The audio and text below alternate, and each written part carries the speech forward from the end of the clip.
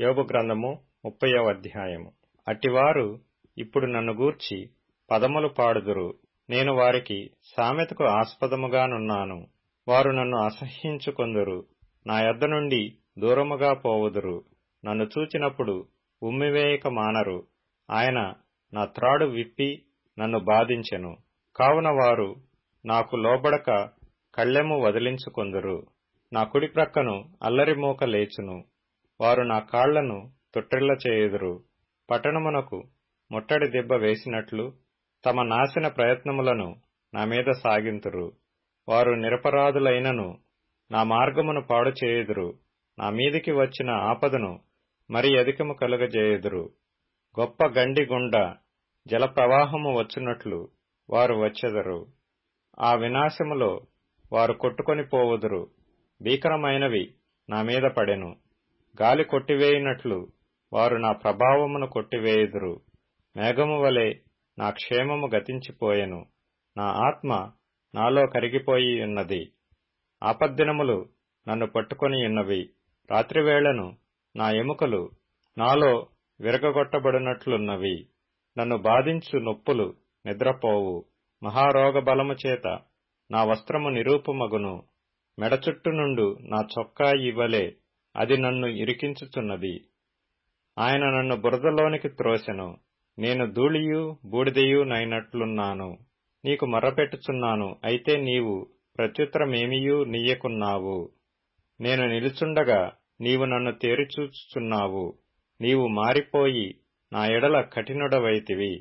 నీ బాహుబలము చేత నన్ను హింసించుచున్నావు.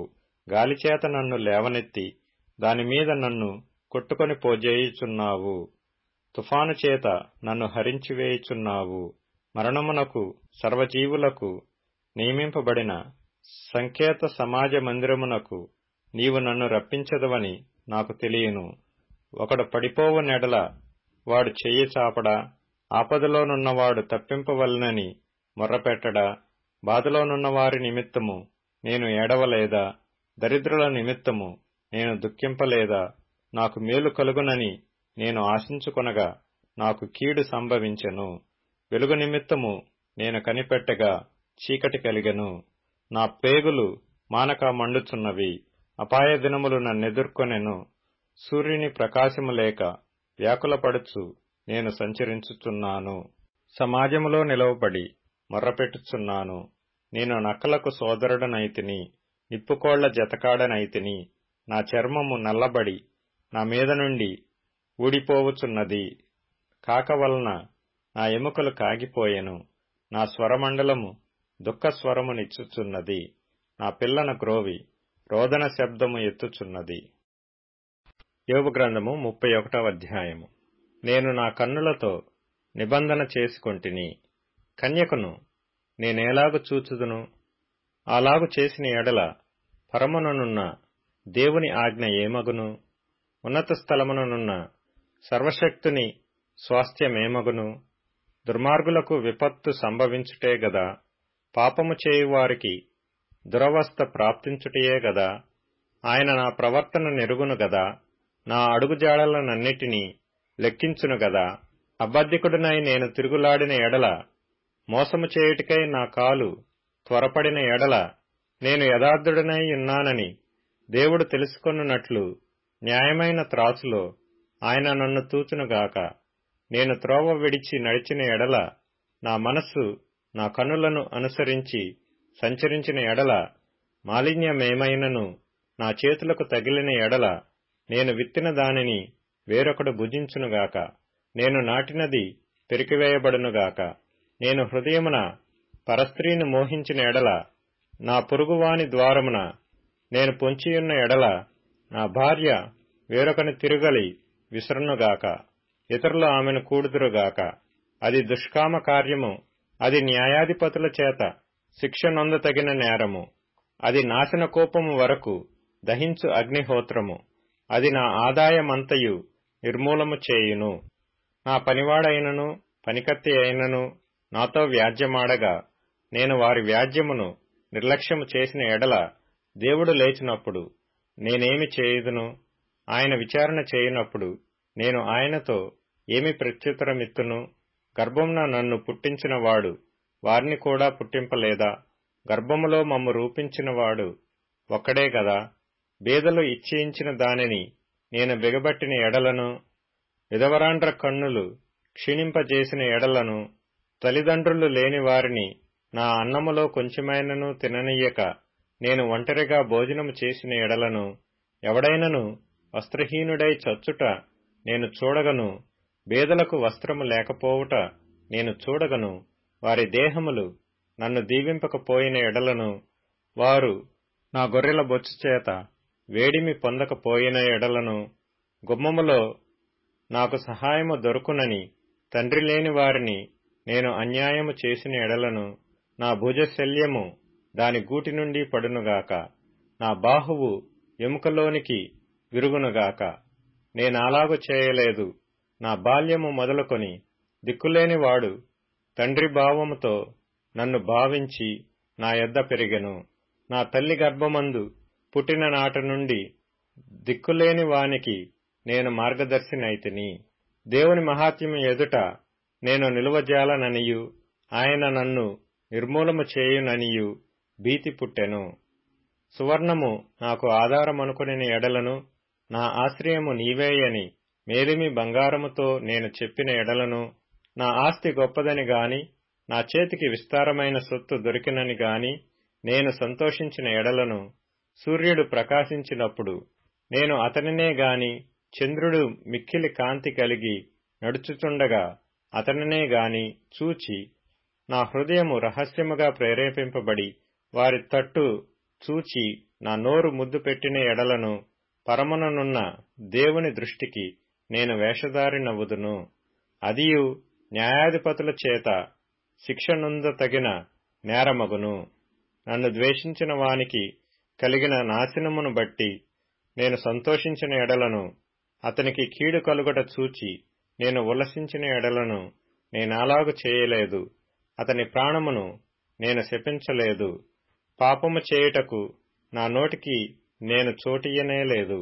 అతడు పెట్టిన భోజనము తిని తృప్తి పొందని వానిని చూపింపగలవారెవరని నా గుడారమందు నివసించువారు పలుకని ఎడలను, పరదేశిని వీధిలో ఉండనియ్యక నా ఇంటి వీధి తలుపులు తెరచితిని గదా, ఆదాము చేసినట్లు నా దోషములను దాచిపెట్టుకొని మహాసమూహమునకు భయపడియు కుటుంబముల తిరస్కారమునకు జడిసియు నేను మౌనముగా నుండి ద్వారము దాటి బయలు వెళ్ళక రొమ్ములో నా పాపమును కప్పుకొనిన ఎడల, పరముననున్న దేవుని దృష్టికి నేను వేషధారినవుదును.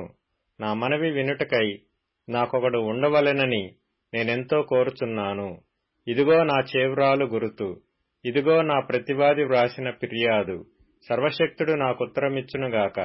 నిశ్చయముగా నేను నా భుజము మీద దానిని వేసుకొందును, నాకు కిరీటముగా దానిని ధరించుకొందును. నా అడుగుల లెక్క ఆయనకు తెలియజేసెదను. రాజువలే నేనాయన యొద్దకు వెళ్ళెదను. నా భూమి నా మీద మొర్రపెట్టిన ఎడలను, దాని చాళ్లు ఏకమై ఏడ్చిన ఎడల, క్రయధనము ఇయ్యక దానిననుభవించిన ఎడలను, దాని యజమానులకు ప్రాణహాని కలుగజేసిన ఎడలను, గోధుమలకు ప్రతిగా ముళ్ళును, ఎవలకు ప్రతిగా కలుపును మొలచునుగాక. యోబు వాక్యములు ఇంతటితో సమాప్తములాయెను. కీర్తనల గ్రంథం 106వ కీర్తన. యెహోవాను స్తుతించుడి, యెహోవా దయాళుడు, ఆయనకు కృతజ్ఞతాస్తుతులు చెల్లించుడి. ఆయన కృప నిత్యముండును. యెహోవా పరాక్రమ కార్యములను ఎవడు వర్ణింపగలడు? ఆయన కీర్తి అంతటిని ఎవడు ప్రకటింపగలడు? న్యాయముననుసరించువారు, ఎల్లవేళలా నీతిననుసరించి నడుచుకొనువారు ధన్యులు. యెహోవా, నీవు ఏర్పరచుకొనిన వారి క్షేమము నేను చూచుచు, నీ జనులకు కలుగు సంతోషమును బట్టి నేను సంతోషించుచు, నీ స్వాస్థ్యమైన వారితో కూడి కొనియాడునట్లు నీ ప్రజల యందు నీకున్న దయచొప్పున నన్ను జ్ఞాపకమునకు తెచ్చుకొనుము. నాకు దర్శనమిచ్చి నన్ను రక్షింపుము. మా పితరుల వలనే మేము పాపము చేసితిమి, దోషములు కట్టుకొని భక్తిహీనులమైతిమి. ఐగుప్తులో మా పితరులు నీ అద్భుతములను గ్రహింపకయుండిరి, నీ కృపా బాహుల్యమును జ్ఞాపకమునకు తెచ్చుకొనకయుండిరి. సముద్రమునొద్ద, ఎర్ర సముద్రమునొద్ద వారు తిరుగుబాటు చేసిరి. అయినను తన సహా పరాక్రమమునకు ప్రసిద్ధి చేయుటకై ఆయన తన నామమును బట్టి వారిని రక్షించెను. ఆయన ఎర్ర సముద్రమును గద్దింపగా అది ఆరిపోయెను. మైదానము మీద నడుచునట్లు వారిని అగాధ జలములలో నడిపించెను. వారి పగవారి చేతిలో నుండి వారిని రక్షించెను. శత్రువుల చేతిలో నుండి వారిని విమోచించెను. నీళ్లు వారి శత్రువులను ముంచివేసెను. వారిలో ఒక్కడైనను మిగిలి ఉండలేదు. అప్పుడు వారు ఆయన మాటలు నమ్మిరి, ఆయన కీర్తి గానము చేసిరి. సామెతల గ్రంథం 22వ అధ్యాయం. గొప్ప ఐశ్వర్యము కంటే మంచి పేరును, వెండి బంగారముల కంటే దయయు కోరదగినవి. ఐశ్వర్యవంతులను దరిద్రులను కలిసికొందురు, వారందరినీ కలగజేసిన వాడు యెహోవాయే. కొరింథీయులకు రాసిన మొదటి పత్రిక 11వ అధ్యాయము. మీకు ఈ ఆజ్ఞను ఇచ్చుచు మిమ్మును మెచ్చుకొనను, మీరు కూడి వచ్చుట ఎక్కువ కీడుకే గాని ఎక్కువ మేలుకు కాదు. మొదటి సంగతి ఏమనగా, మీరు సంఘమందు కూడియున్నప్పుడు మీలో కక్షలు కలవని వినుచున్నాను. కొంత మట్టుకు ఇది నిజమని నమ్ముచున్నాను.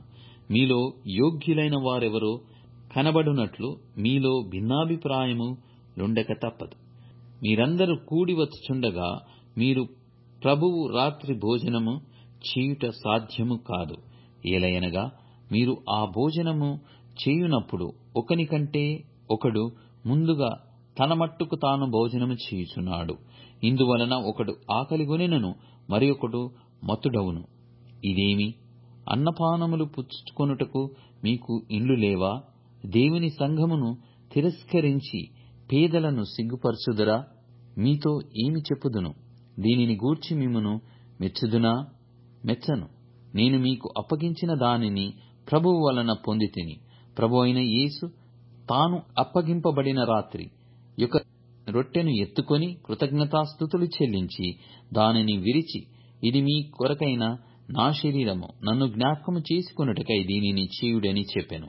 ఆ ప్రకారమే భోజనమైన పిమ్మట ఆయన పాత్రను ఎత్తుకొని, ఈ పాత్ర నా రక్తము వలనమైన క్రొత్త నిబంధన. మీరు దీనిలోని త్రాగునప్పుడెల్లా నన్ను జ్ఞాపకము చేసుకొనుటకై దీనిని చేయుడని చెప్పెను. మీరు ఈ రొట్టెను తిని ఈ పాత్రలోనిది త్రాగునప్పుడెల్లా ప్రభువు వచ్చు వరకు ఆయన మరణమును ప్రచురించుదురు. కాబట్టి ఎవడు అయోగ్యముగా ప్రభువు యొక్క రొట్టెను తినునో లేక ఆయన పాత్రలోనిది త్రాగునో వాడు ప్రభువు యొక్క శరీరమును గూర్చియు రక్తమును గూర్చియు అపరాధియగును. కాబట్టి ప్రతి మనుష్యుడు తన్ను తాను పరీక్షించుకొనవలెను. అలాగు చేసి ఆ రొట్టెను తిని ఆ పాత్రలోనిది త్రాగవలెను. ప్రభు శరీరమని వివేచింపక తిని త్రాగువాడు తనకు శిక్షావిధి కలుగుటకే తిని త్రాగుచున్నాడు. ఇందువలననే మీలో అనేకులు బలహీనులను రోగులనయ్యున్నారు. చాలా మంది నిద్రించుచున్నారు. అయితే మనలను మనమే విమర్శించుకొనిన ఎడల తీర్పు పొందకపోదము. మనము తీర్పు పొందిన ఎడల లోకముతో పాటు మనకు శిక్షావిధి కలగకుండునట్లు ప్రభువు చేత శిక్షింపబడుచున్నాము. కాబట్టి నా సహోదరులారా, భోజనము చేయుటకు మీరు కూడి వచ్చినప్పుడు ఒకని కొరకు ఒకడు కనిపెట్టుకొని యుండుడి. మీరు కూడి వచ్చుట శిక్షావిధికి కారణము కాకుండునట్లు ఎవడైనను ఆకలిగొనిన ఎడల తన ఇంటనే భోజనము చేయవలెను. నేను వచ్చినప్పుడు మిగిలిన సంగతులను క్రమపరతును.